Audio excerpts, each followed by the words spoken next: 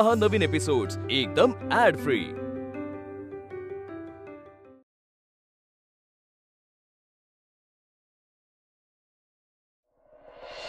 जेव्हा तो मंदिरात आला, सगळं काही सांगू लागला, तेव्हा आपण काय केलं? आई किती बोलली त्याला, ताईने तर वेदांतवर हात उघडला। म्हणजे स्पष्ट होतं ना अण्णा, ह्या अशा परिस्थितीत कोणीच आमचं ऐकून घेतलं नसतं। पण तरी अण्णा, जर ह्या सगळ्यामध्ये माझं काही चुकलं असेल तर मी तुमचे हात जोडून माफी मागते। नाही नाही नाही ग बाळा, माफी तू नको मागूस ग, माफी मी मागतो तुझी। हा, कारण काही असलं तरी तू आमच्याशी हे सगळं बोलू शकली नाही, याचा अर्थ आम्ही चुकलो कुठेतरी दुसऱ्यांना। इथून पुढे तुमचं न ऐकण्याची आम्ही चूक कधी करणार नाही। आम्ही तुमच्या दोघींची माफी नाही अण्णा, नाही अण्णा, प्लीज असं नका म्हणू, तुमचं यात काहीच चुकलेलं नाही।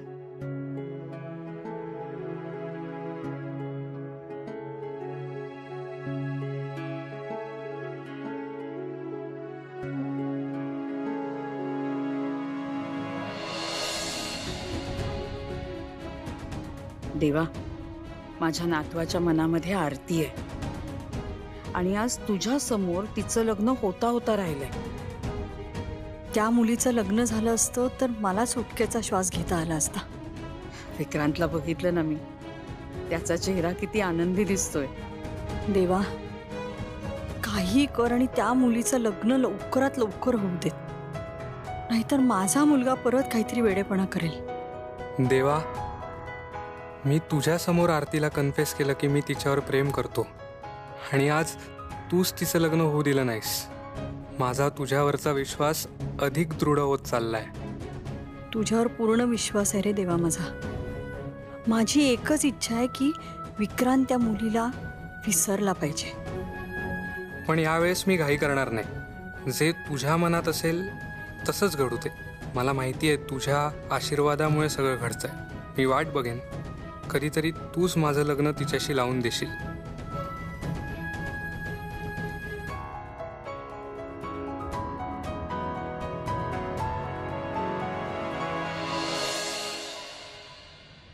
आई, आजी, विक्रांत सगळे, त्यांचा तुझ्यावर विश्वास आहे। ते तुझ्याकडे काहीतरी मागतायत।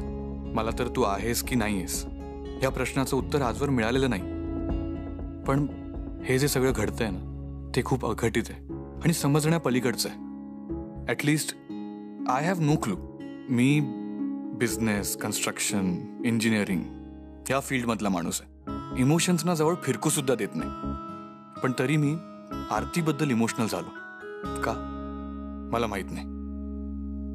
वेदांत वानखेडेला हे अशा अवस्थेत एक भिकारी येऊन सांगतो की तुला चहा पाणी हवंय का, नाश्ता करतोस का? हे काय घडतंय? तू खरंच आहेस का रे?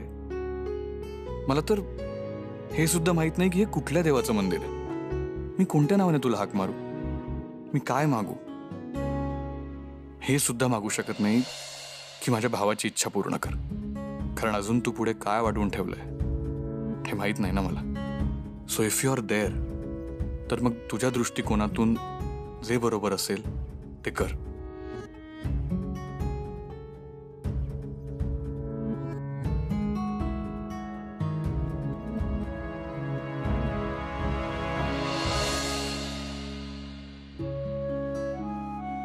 ताई, तुला माझा खूप राग आला असेल ना? मी खूप भांबावून गेलीये ग, मला काहीच कळत नाहीये। हे राग मानू की तुझे आभार मानू? दादा, मला खरंच कळत नाही तुझे आभार कसे मानू। तू आज जर काही केलं नसतंस तर आरतीचं आयुष्य उद्ध्वस्त झालं असतं रे। मी कल्पनाच करू शकत नाहीये की माझं लग्न जर त्या माणसाशी झालं असतं ना, तर माझं पुढे काय झालं असतं। ताई, हे बघ, असं समजूयात की हे सगळं एक वाईट स्वप्न होतं आणि विसरून जाऊयात या स्वप्नात। आता आपण पुढचा विचार करायला हवा. मूल्य मंदिरात कोणी मला वाचवायला आलं म्हणजे देवाचीच इच्छा असणार की माझ्यासोबत काहीच वाईट होऊ नये. आणि इथून पुढे पण तेच होईल जे देवाच्या मनात असेल. आणि ताई, तू आहे ना फक्त आता व्यक्त व्हायला लाग. गोष्टी अशा मनात ठेवू नकोस. मी पुढचा विचार केला. ती मुलगी आरती आहे का कोण हे नाही बघितलं. आणि विक्रांत, मी हे तुझ्यासाठी केलेलं नाहीये. एक फ्रॉड माणूस आरतीसारख्या साध्या भोळ्या मुलीचं आयुष्य उद्ध्वस्त करतोय हे जेव्हा मला कळलं तेव्हा मी या कामाला लागलो. माझी खात्री आहे देवानेच तुला ही सद्बुद्धी दिली असणार. नाहीतर तू कुठल्याही मुलीला वाचवायला का जाशील. आणि तुझा नसला तरी माझा पूर्ण विश्वास आहे देवावर. आणि आज तो अजून दृढ झालाय. विक्रांत, जास्त हुरळून जाऊ नकोस. तू आईला काय प्रॉमिस केलंयस लक्षात आहे ना तुझ्या? त्या आरतीचा विचार सोड आता. आणि तुला वाटत असेल देव आज तुझ्या मदतीला आलाय, पुढे सुद्धा येईल. पण असं नसतं. तुला वाटतंय तितकं सोपं नाहीये तुझं आणि तिचं लग्न होणं. कळतंय रे मला, समजतंय सगळं. But we all live on hopes. आशेवरच तर जगतो ना रे आपण. आणि तूच बघ ना, काय गमतीशीर खेळ आहे हा. तर काल कोणी मला सांगितलं असतं की हे असं अचानक आरतीचं लग्न मोडणार आहे तर माझा विश्वास बसला असता का. आणि आज आशा आणि निराशा या दोन भावनांचा खेळ म्हणजे आपलं लाईफ. अच्छा, तर आता फिलॉसॉफर झालायस तू? नाही नाही, मी काय कोणी फिलॉसॉफर वगैरे नाहीये. मी एक साधा माणूस आहे जो स्वप्न बघतो आणि ती पूर्ण होतील या आशेवर उद्याची वाट बघतो. मान्य, पण होप जास्त वाढवून ठेवू नकोस. दादा, पण तू जर का आज हे केलं नसतं. विक्रांत, जर तर हे बघ, मी ना तुला स्पष्टपणे एक गोष्ट सांगतो. मी हे सगळं तुझ्यासाठी केलेलं नाही. ज्या रात्री मला त्या गौतमच्या खोट्या बापाचा फोन आला ना, तेव्हा मला वाटलं नव्हतं रे की हे प्रकरण एवढं पुढे जाईल. पण ज्या क्षणी मला कळलं ना तो गौतम फ्रॉड आहे, त्या क्षणी मी ठरवलं काही झालं ना तरी त्या मुलीला वाचवायचं. हे माहिती असून सुद्धा की तुझा तिच्याशी काहीच संबंध नाहीये. हो, हे माहिती असून सुद्धा की माझा त्या मुलीशी काही संबंध नाही. खरं तर मला मुली आवडतच नाहीत. पण आरतीसारखी एक चांगली, सिंपल, इनोसंट मुलगी अशा माणसाच्या तावडीत सापडायला नको. तीच काय, रादर कुठलीही मुलगी त्या माणसाच्या तावडीत सापडायला नको. म्हणून मी त्या अमूल्याची हेल्प घेतली. आणि वेदांतने हे सगळं मला सांगितलं नसतं तर? म्हणजे मला ती अमूल्य पण आवडत नाही. पण जर तिने हेल्प केली नसती तर? अमूल्य, प्रत्येक मुलगी लग्नाचं स्वप्न पाहत असते. आणि ते जर का असं उद्ध्वस्त झालं ना तर कोणी लग्नाचा विचार का करेल. मी आता ठरवलं, मी लग्नच नाही करणार. हे बघ विक्रांत, पुढे त्या आरतीचं कोणाशी लग्न होणार आहे किंवा तुझं आणि तिचं लग्न होण्याचे किती चान्सेस आहेत याचा विचारही केला नाहीये मी. ताई, अगं असा विचार करू नकोस. हे बघ, एक माणूस वाईट निघाला म्हणजे जग वाईट असतं असं नाही ना ग. काय अधिकार आहे या अशा खोटारड्या माणसाला एखाद्या मुलीच्या आयुष्यात येण्याचा आणि तिची सगळी स्वप्न धुळीत मिळवण्याचा. हे बघ, असं समज की तुझ्या आयुष्यात एक काळी रात्र आली होती आणि आता ती रात्र संपली. चल झोप बरं. हे बघ, खूप कठीण प्रसंग ओढावलेला होता तुझ्यावर. पण आई आणि अण्णांच्या आशीर्वादामुळे, देवाच्या आशीर्वादामुळे आपण ह्या प्रसंगातून खूप सहज बाहेर पडलो.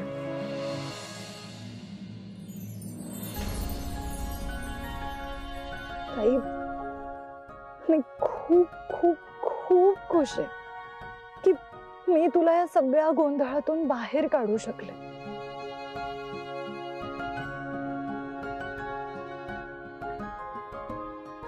आणि हे फक्त तूच करू शकतेस.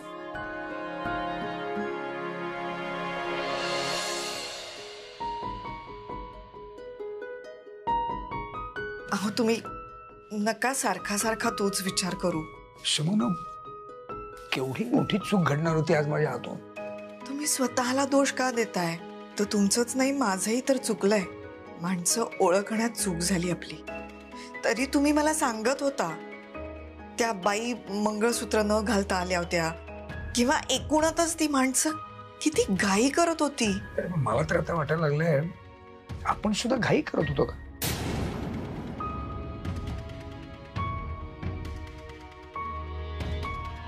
मला असं वाटतं नूतनताई येऊन गेल्या, जे काही सगळं बोलल्या ना, त्याचा माझ्यावरच खूप परिणाम झाला. त्यामुळे मी पण जरा घाईच केली. आपल्या मुली चांगल्या आहेत हो. कधी कधी आपण बाहेरच्या लोकांवर विश्वास ठेवून आपल्या मुलींवर विश्वास ठेवत नाही. आपला त्यांच्यावरचा विश्वास ढळला.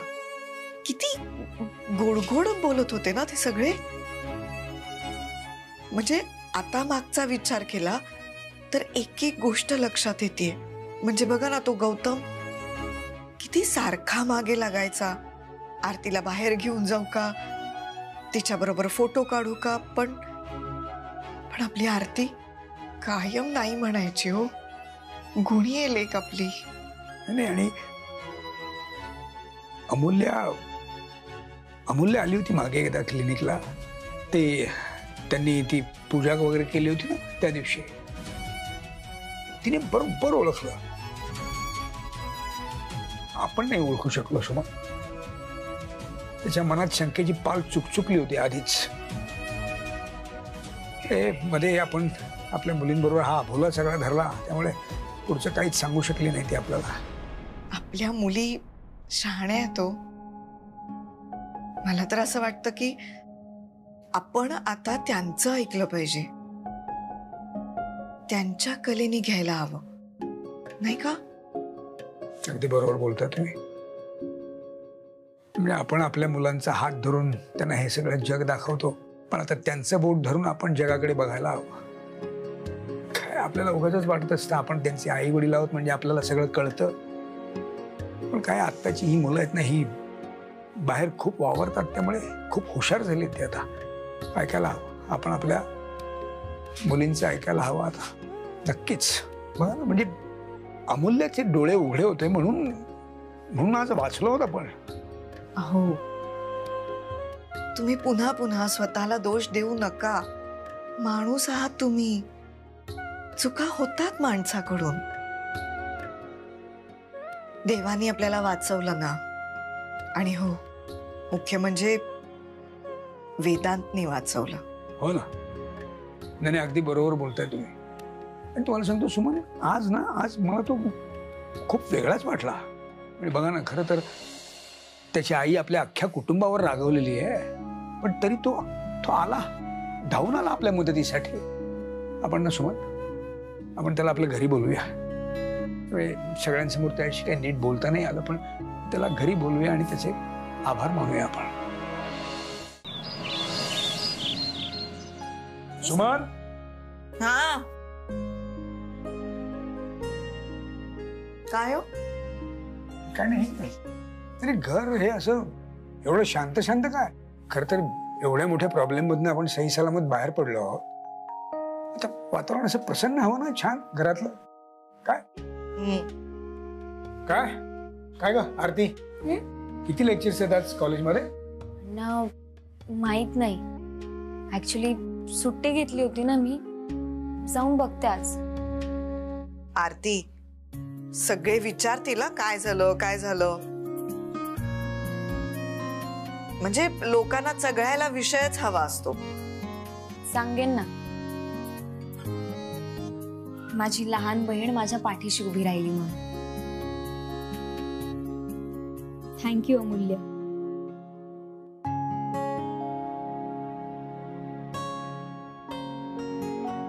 चल अमूल्य, हा ना. आपण एकत्रच निघूया.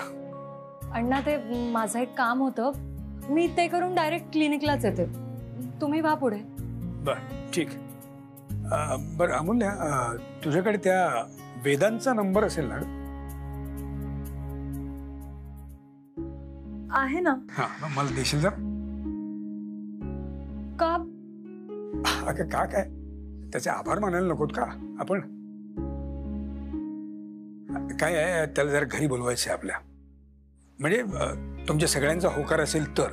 हा हो चालेल. म्हणजे हो अर्थात, आपण सगळ्यांनी त्याचे आभार मानायलाच हवेत. बरं, मग हा थँक्यू प्रस्ताव सगळ्यांना मान्य ना? अण्णा तो चीप म्हणजे अण्णा तो थोडा वेगळा आहे हो. त्याला ना हे सगळं असं सॉरी थँक्यू हे सगळं म्हटलेलं नाही आवडत. अरे बापरे, बरीच माहिती मिळवलीस तू त्याची. हा हा म्हणजे आता एकाच ऑफिसमध्ये काम केलंय म्हणून मग थोडीफार माहिती आहे.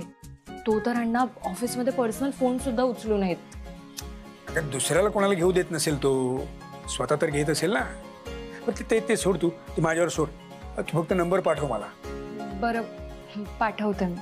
हा बरं आई चल, मला उशीर होतोय, मी निघते. हा मी पण निघते. सांभाळून काळजी घे ग. बरं, मी काय म्हणत होतो, काय कधी बोलवायचंय त्याला? त्याच्या सोयीनुसार बघा ना, तो बिझी माणूस आहे. बरं ठीक, मी फोन करतो त्याला, ठरवू आपण. हा चल येतो.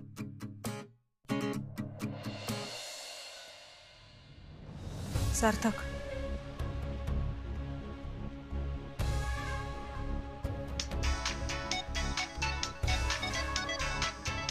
सारिकाचा फोन आहे. कशी आहेस तू बेटा? मी मस्त आहे. तुम्ही कसे आहात सगळे? तिकडे 41 डिग्री टेम्परेचर आहे ना? इकडे तर रोज पाऊस पडतोय आणि मध्ये मध्ये स्नोफॉल पण होतोय. हो का? अरे वा, मग आता मस्त एन्जॉय कर. कसलं एन्जॉय पप्पा, काल मला फोनला रेंजच नव्हती. मला रात्रभर झोप नाही आली माहितीये. पप्पा पप्पा सांगा ना, लग्न कसं झालं? कोणाचा मेसेज नाही, कोणी कॉल पण नाही केला. आपल्या फॅमिली ग्रुप त्याच्यावर पण कोणी फोटो नाही अपलोड केलेत. झालंय ना लग्न? अगं झालंच असणार, काल होतं ना लग्न. मला नाही जाता आलं कारण पार्टी मीटिंग्स, त्यामुळे कुणाला फोन करताही नाही आला. पण खरं सांगू का, मला त्या लग्नात इंटरेस्ट नव्हताच. पप्पा पण मला या लग्नात खूप इंटरेस्ट आहे. हे लग्न नाही झालं तर माझं लग्न कसं होईल विक्रांतशी? बेटा मी आहे ना, तू अजिबात काळजी करू नकोस. मी आत्ता सुमतीला विचारतो आणि मग तुला सविस्तर माहिती देतो, ठीक आहे? ठेवू मग आता फोन? नाही नाही, मी एक काम करते, मी ना मम्माला फोन करून विचारते. सारिका, आपलं काय ठरलंय? अजिबात घाई करायची नाही, उतावीळपणा करायचा नाही. मी आहे ना, जे करायचंय ते मी करेन. तू फक्त तिकडे गेलीस ना तर एन्जॉय करायचं. ऐका ना, मी येते तिकडे, मला विक्रांतला भेटायचंय. हे बघ हे बघ हे बघ, ऐक माझं, जरा धीर धर. तू अजिबात इथे यायचं नाहीये जोपर्यंत मी सांगत नाही, आणि कुणाला फोनही करायचा नाही. आठवतंय ना मागे काय गोंधळ घातला होतास तू ते? Okay okay okay, bye. ठेवते मी फोन. बाय. तर मलाच काहीतरी ऍक्शन घ्यावी लागणार आहे.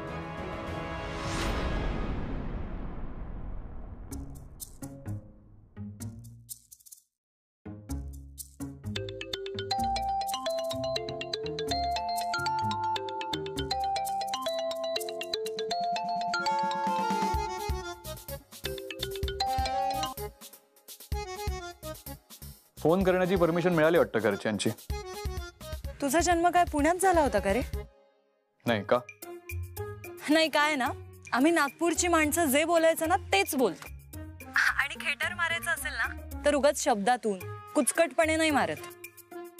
नाही, तुझ्या घरच्यांनी बॅन केलं होतं ना आम्हाला, म्हणून विचारलं. बरं सांग, काय काम आहे? का फोन केलंयस? ते मला भेटायचंय तुला.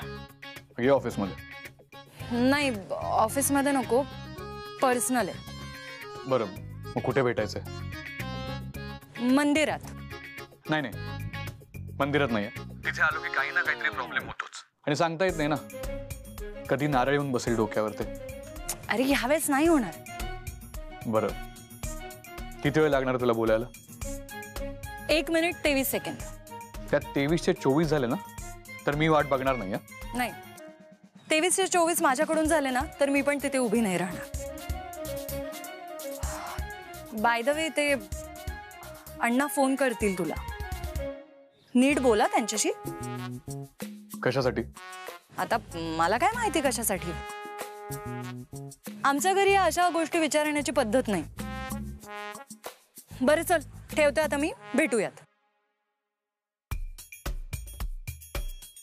काय माणूस आहे हा. नाही बरोबर आहे, मी जर ह्याच्या आधी फोन ठेवला असता तर ह्याचा इगो हर्ट झाला असता. ह्याचं नाव ना मी शिवापेक्षा इवा ठेवायला पाहिजे. इगो असलेलं वानर.